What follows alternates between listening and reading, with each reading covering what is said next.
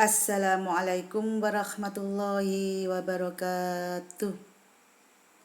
Kita berjumpa lagi anak-anak di dalam pelajaran Bahasa Indonesia kelas 8. Sebelum pembelajaran kita mulai, marilah kita berdoa dulu.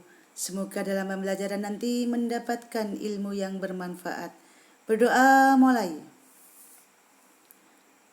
Berdoa selesai. Anak-anakku yang saya sayangi, pada pagi hari ini kita membahas pelajaran Bahasa Indonesia bab 5 tentang teks eksplanasi.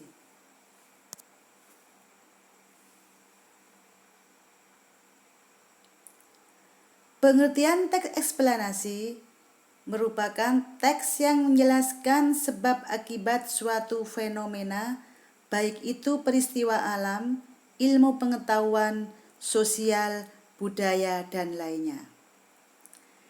Di dalam teks eksplanasi berisi fakta yang dapat menjawab pertanyaan tentang bagaimana dan mengapa suatu fenomena terjadi. Misalnya begini, mengapa peristiwa itu bisa terjadi? Bagaimana peristiwa itu terjadi? Nah, di dalam pertanyaan jawaban tentang bagaimana dan mengapa, di situ namanya teks eksplanasi. Karena menurut pengertian, teks eksplanasi itu merupakan teks yang menjelaskan sebab akibat suatu fenomena, baik itu peristiwa alam, ilmu pengetahuan, sosial, budaya, dan lainnya. Sekarang ciri-ciri teks eksplanasi. Memiliki ciri ilmiah, maksudnya yaitu fenomena yang dijelaskan berupa fakta, realita, teori, dan penelitian. Penjelasan tersebut dapat berupa sejarah, klasifikasi, atau definisi. Nah, di sini maksudnya, jadi ciri teks eksplanasi itu ilmiah, maksudnya dijelaskan berupa fakta, kenyataan yang benar-benar terjadi.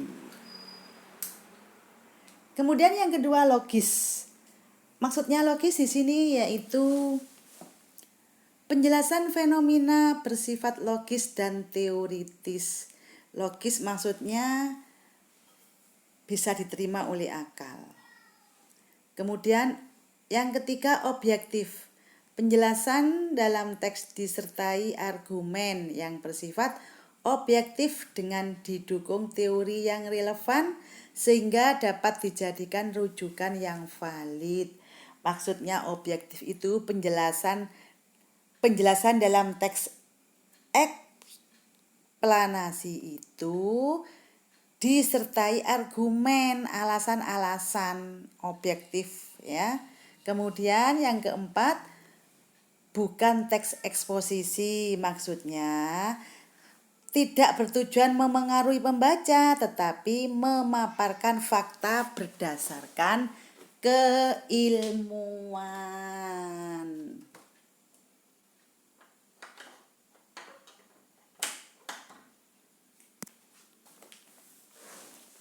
Sekarang meringkas isi teks eksplanasi.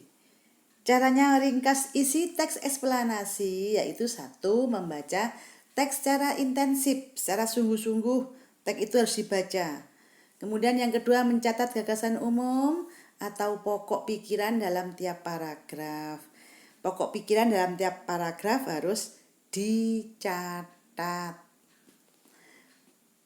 Yang ketiga, menyimpulkan gagasan umum setiap paragraf menjadi gagasan umum teks. Yang terakhir, menyusun atau menuliskan gagasan umum teks menjadi paragraf sesuai dengan pemahaman. Itu langkah-langkah meringkas teks eksplanasi.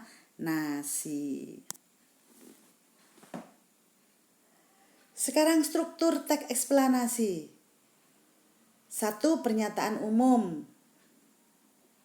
Bagian ini menjelaskan latar belakang dan tujuan umum topik yang berupa definisi, klasifikasi sejarah dan asal-usul atau berupa gambaran secara umum tentang apa, mengapa, dan bagaimana proses peristiwa alam terjadi. Jadi yang pertama merupakan pernyataan umum ini maksudnya menjelaskan definisi pernyataan itu termasuk pernyataan umum. Biasanya ini di awal paragraf. Yang kedua, deretan penjelas. Deretan penjelas ini berisi perincian sebab terjadinya suatu fenomena yang mencakup akibat dan dampak yang ditimbulkan. Di dalam pernyataan itu ditulis perincian terjadinya, mengapa bisa terjadi, kemudian sebab-sebab terjadinya, akibat terjadinya peristiwa itu. Lah itu termasuk deretan penjelas. Yang ketiga, interpretasi, maksudnya penafsiran penulis mengenai topik dengan perspektif tertentu yang lebih luas dan menyeluruh, serta menjelaskan korelasi peristiwa yang menyertainya.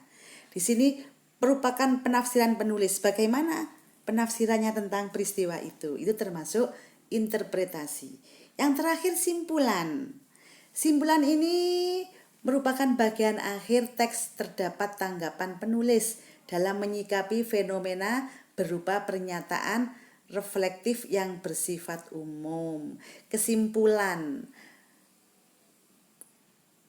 Bagian akhir teks terdapat tanggapan penulis. Bagaimana tanggapan penulis terhadap peristiwa itu? Itu kesimpulan ya di dalam teks eksplanasi.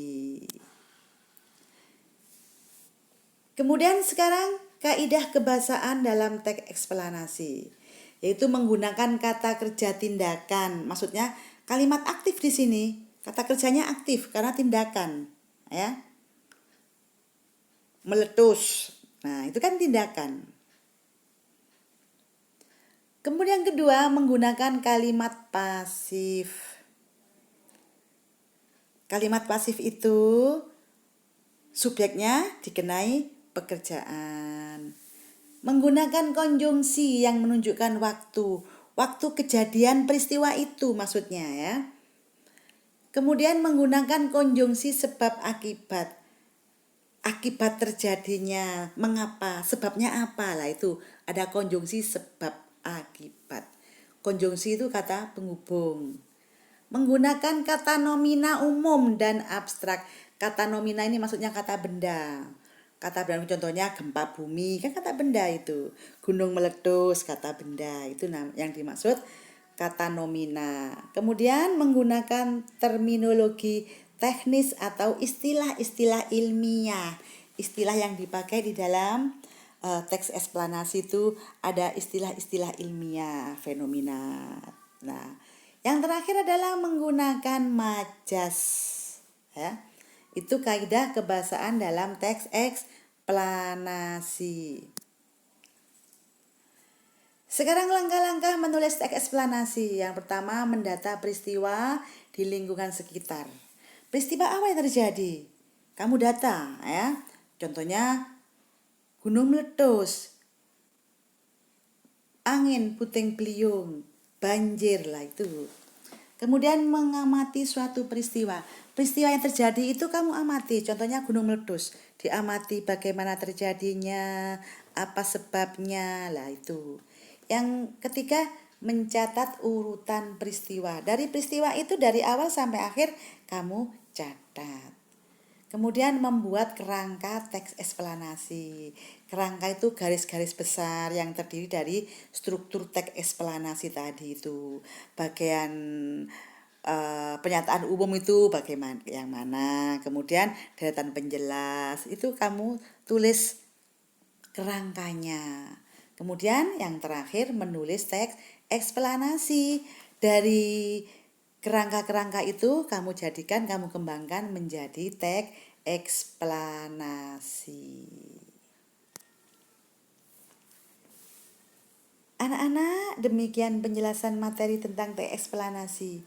Mudah-mudahan kalian memahami dengan baik. Terima kasih. Assalamualaikum warahmatullahi wabarakatuh.